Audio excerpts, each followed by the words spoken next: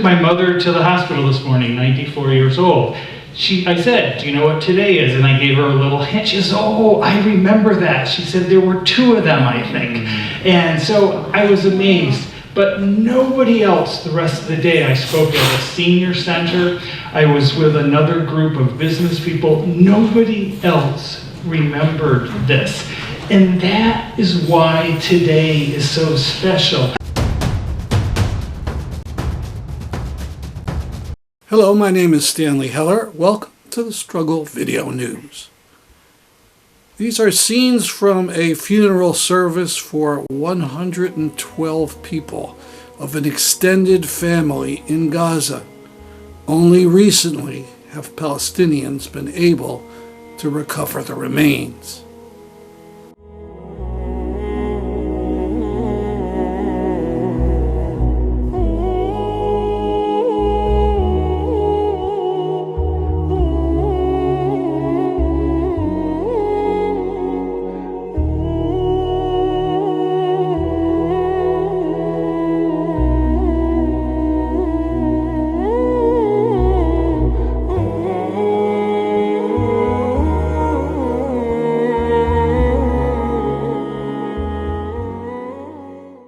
Hundreds of people were killed in the bombing attack that killed that family. 130 are still unaccounted for.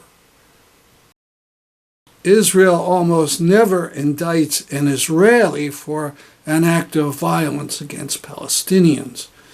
One case, however, was so gross that the Israeli justice system has acted, sort of.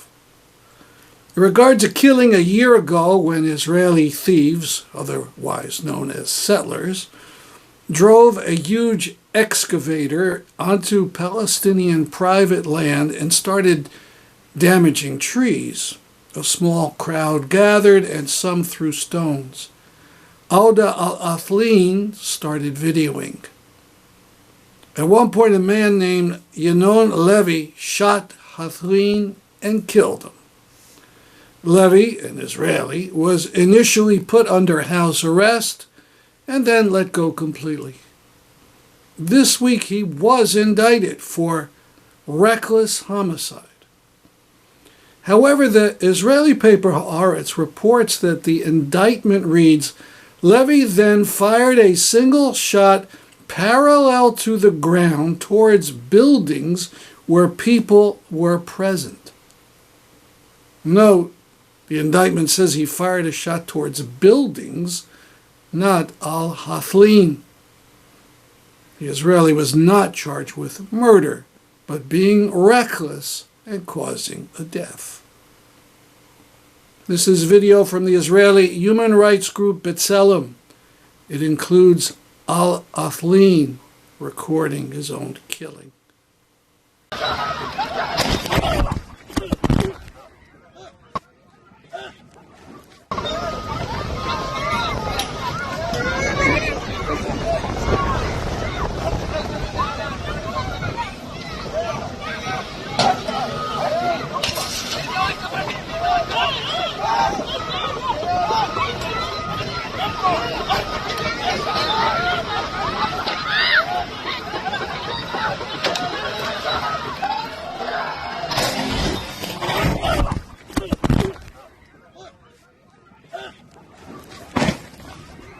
It should be pointed out that al-Hathaleen appeared in and helped produce the Academy Award-winning documentary No Other Land.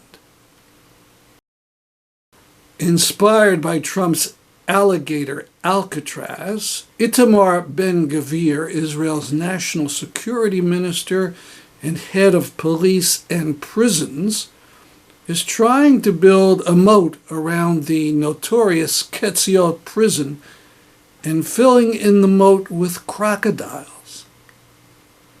Truthout reports that the plan has been temporarily blocked by an Israeli court. The injunction was issued on Sunday against the transfer of crocodiles to the facility in response to a petition filed over concerns that the crocodiles would be harmed or mistreated. Last month, Israeli officials stripped the crocodile of its protected status to pave the way for Ben-Gvir's plan to surround the prison and torture camp with the animals. This is Ben-Gvir and Israeli Environment Minister Idit Silwan talking while standing over the empty moat.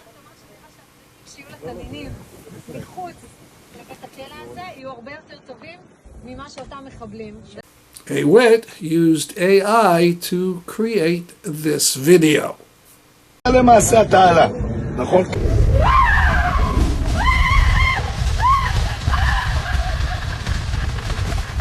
Somehow Ben-Gvir has failed to notice that the gimmick alligator Alcatraz prison has actually been closed down.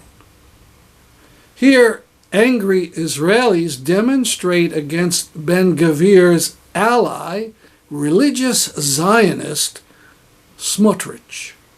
יושבים כאן אנשים שעושים לכולנו את החיים! סמוטריץ' מממן! המתנחלים שורפים! הדם על הידיים של ממשלת הדמים! הגענו היום למשרדי מפלגת הציונות הדתית. מכאן מעבירים כסף לטרור המתנחלים שבגדה. שר האוצר סמוטריץ' מממן את החוות. מהם יוצאים לשרוף כפרים ולגרש אנשים מבתיהם. כל עוד טרור המתנחלים יימשך, לא יהיה ביטחון בשבילנו. לא נפסיק להיאבק עד שהוא ייפסק. רק שלום יביא ביטחון.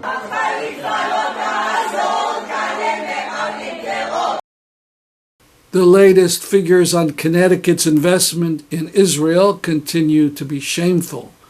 $3 million in Israel bonds. $4 million that had been invested in Elbit has climbed to $4.5 million. Elbit is Israel's largest military company. August 6th is the day 81 years ago that the U.S. dropped the atomic bomb on Hiroshima, Japan. You've seen photos of the immense destruction.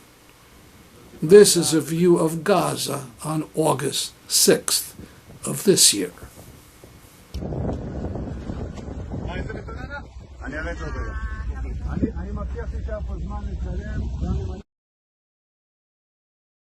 In West Hartford, Connecticut, on August 6th, at the Quaker Meeting House, a program was held to remember Hiroshima and to call for the joining to the Back from the Brink program to abolish nuclear weapons.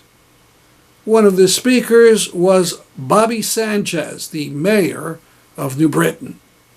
Robert Bobby Sanchez was elected the 41st mayor of New Britain in November of 2025, making history as the first Latino to lead the city. Mayor Sanchez has been an advocate for eliminating nuclear weapons for a long time.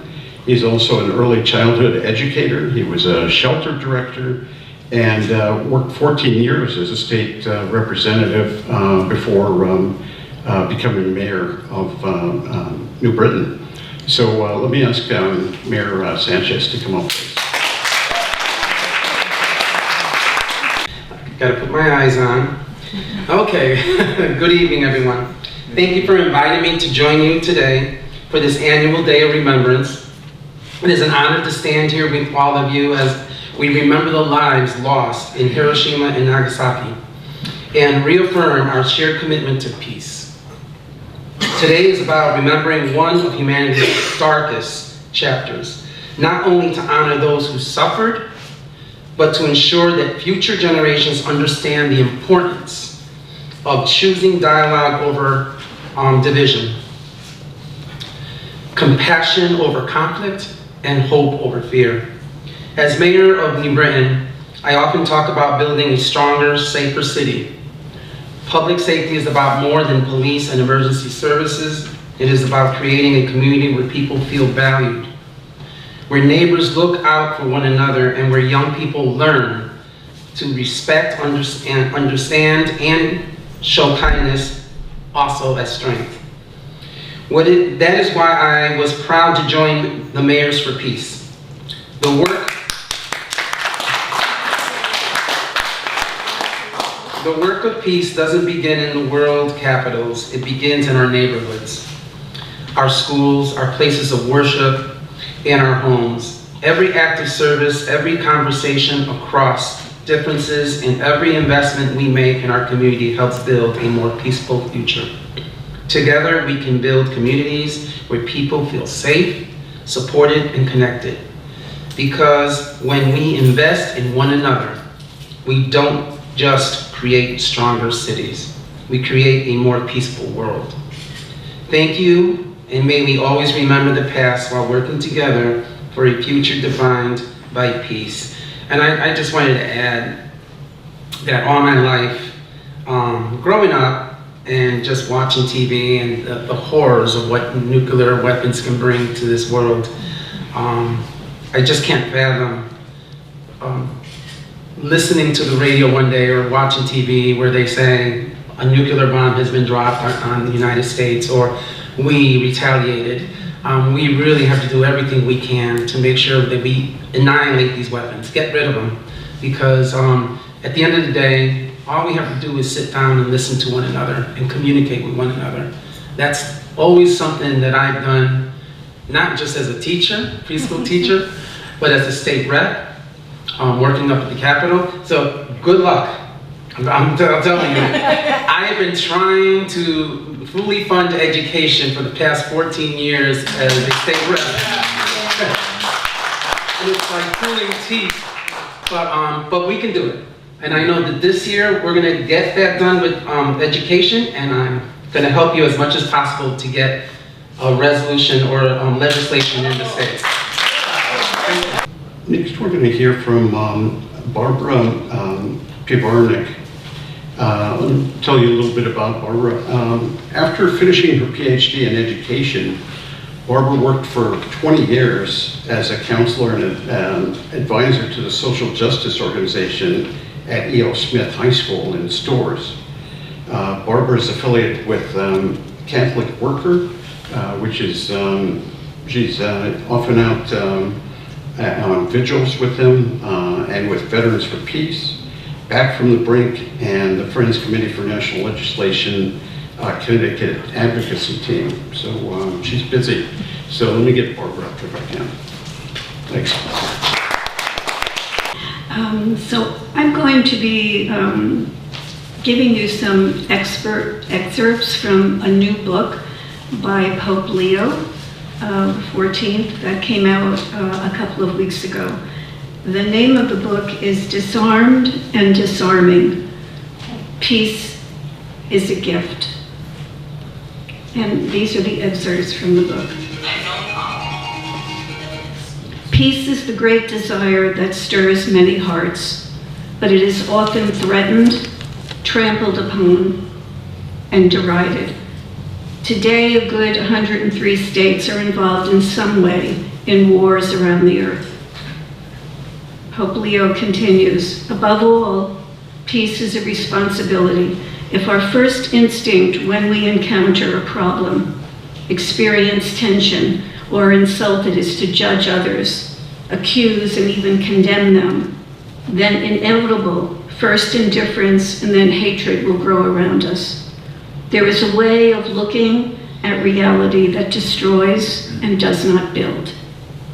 Peace instead begins with me. It begins with us. We cannot ask the powerful people in the world for peace if we do not begin to live it. Starting with our daily relationships, our families, our friends, our homes, in our cities, and in the workplace. This is not easy, but it is important.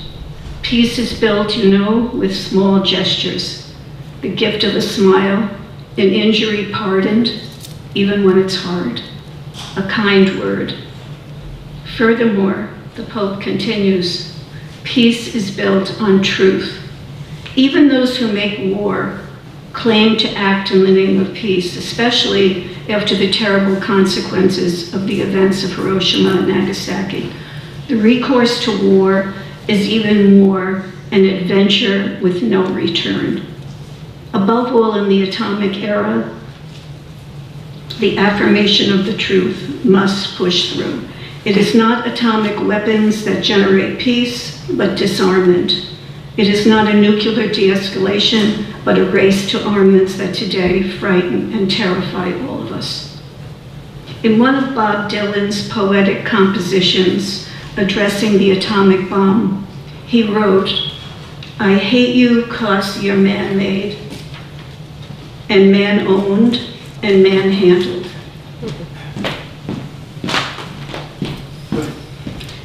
Pope Leo continues, "Peace seeks witnesses." Alongside renowned men and women, Gandhi, Martin Luther King, Dorothy Day, peace is embodied by little-known protagonists who followed their own conscience. History has already seen us come close to nuclear catastrophe. And then he recounts the story of one man who I hadn't heard of before. And the story begins with records that recount the decision of a Soviet official, Stanislav Petrov, who contributed to avoiding a possible global atomic war. It was 26 September 1983, and the radars of the bunker near Moscow, where Petrov was on duty, signaled the launch of multiple intercontinental ballistic missiles from the United States toward the Soviet Union. However, it was an era of the Soviet satellite detention system. Petrov disobeyed orders and chose not to signal the presumed attack. It was a decision that was made with the conscience of someone who knew that one simple gesture could have caused millions of deaths. The conscience of a single person can be worth the entire world. Lastly, peace requires hope. In our world now, hope sometimes seems a difficult word. But if there is one thing the world needs today, it's charity towards all men and women.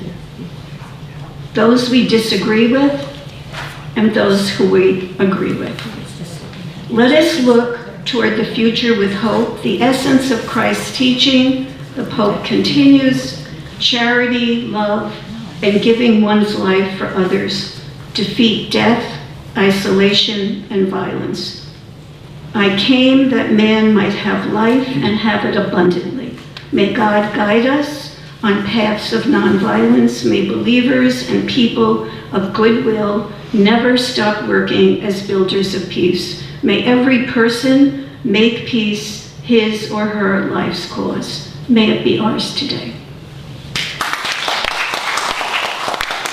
It's especially fitting that we welcome a speaker whose whole life has been dedicated to public service, leadership, and the pursuit of the common good. It's my distinct honor to introduce Dave Roberts, the president of the United Nations Association of Connecticut and the New England elected representative for the National Council of the United Nations Association. Throughout a remarkable career spanning nonprofit, government, and public policy, Dave has answered the call to service. His experience includes civilian service with the U.S. Air Force, the U.S. House of Representatives, and the U.S. Senate. He was elected both mayor and county supervisor in San Diego, California. And prior to this elected service, he served as a healthcare advisor to President George W. Bush and Barack Obama, working across administrations in service to the American people. Since retiring to Connecticut in 2017, Dave has continued his commitment to advancing peace, international understanding, and civic engagement. His family's roots in Connecticut trace back to 1629, representing 12 generations of stewardship and community. Together with his husband, he is the proud parent of 6 children. Awesome. But this morning, I began asking people, do you know what today is? What's the anniversary? I speak a lot, literally around the world, and I'll say, I'll try to find out like what people are thinking about. Well, it happened to be the first people were my kids around the table. They didn't have a clue what today was. And even my husband, who's a retired military veteran, we met in the Pentagon of all places, and he finally said, it has to do with something. He said, I saw your calendar, you're going into West Hartford tonight, it has something to do with nuclear disarmament. I said, you're getting close. Took my mother to the hospital this morning, 94 years old. I said, do you know what today is? And I gave her a little hint. She says, oh, I remember that. She said there were 2 of them, I think. And so I was amazed. But nobody else the rest of the day. I spoke at a senior center. I was with another group of business people. Nobody else remembered this. And that is why today is so special, because we have to remember. And one person at a historical society in Granby I was at this morning, I said, one person, and I won't make this too political, but one person has the ability to drop that bomb. We should all be in the men's room and the ladies' room that Joe showed me. When you think about that, one person has that ability. We have to do everything we can to stop this madness. So let me go to my prepared remarks. I want to thank you for joining us this evening. It's the 81st anniversary, one of the darkest days in human history. I'm honored to be here representing United Nations Association. I just was elected president of the Connecticut chapter of the United Nations Association, and last October I got elected to the National Board of the UN Association, and recently I got elected. I'm a delegate to Geneva, Switzerland, representing the United States at the World Federation of United Nations Association. But 81 years ago, on the morning of August 6, 1945, in the matter of seconds, an entire city was transformed.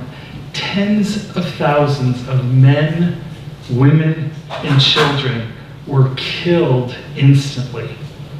By the end of that year, well over 100,000 people had died from the burns, the blasts, and the radiation. And survivors carried the physical and emotional scars for the rest of their lives, reminding the world of the consequences of nuclear weapons do not end when the explosion fades.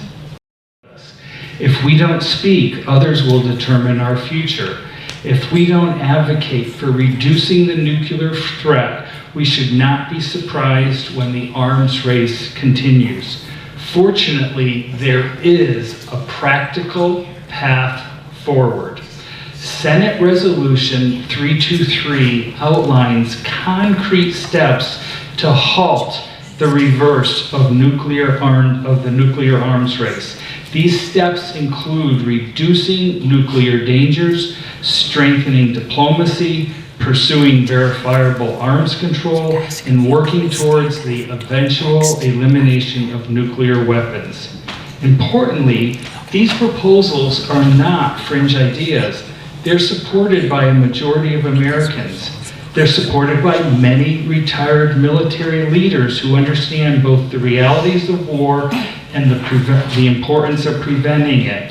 And they're supported by Senate Assistant Minority Leader Dick Durbin.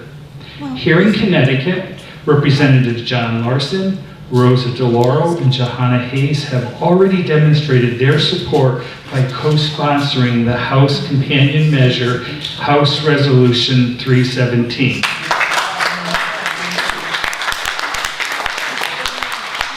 But now we respectfully, in particular, ask Senator Chris Murphy to take the next step. Senator Murphy's earned a national reputation as a thoughtful advocate for pragmatic, violence-preventative foreign policy. He's consistently spoken in support of diplomacy, democracy, human rights, and the pursuit of peace, including in the Middle East. Those values are entirely consistent with Senate Resolution 323. We urge Senator Murphy to join Dick Durbin in co-sponsoring Senate Resolution 323. Doing so would demonstrate Connecticut's continued leadership in reducing nuclear risk and strengthening international security. May we honor those who died in Hiroshima not only with our remembrance, but with our action. May we speak up when our voices are needed. May we choose diplomacy over destruction. May we build a future where no city, no family, and no child ever again experiences the horror of nuclear war. Thank you for being here. Thank you for remembering. And thank you for helping ensure that, quote, never again, close quote, becomes more than a promise. It becomes our reality. If you'd like to get involved in the United Nations Association, unaconnecticut.com is our website. Thank you for your attention. Thank you for being here this evening.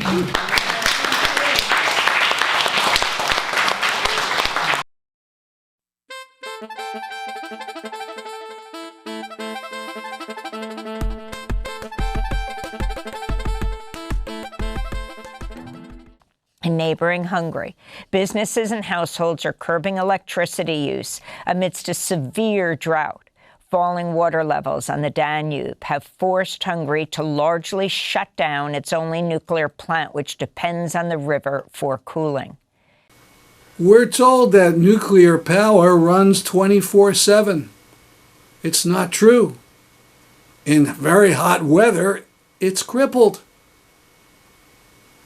That's our program for today. See you next time. I'm Stanley Heller for the Struggle Video News.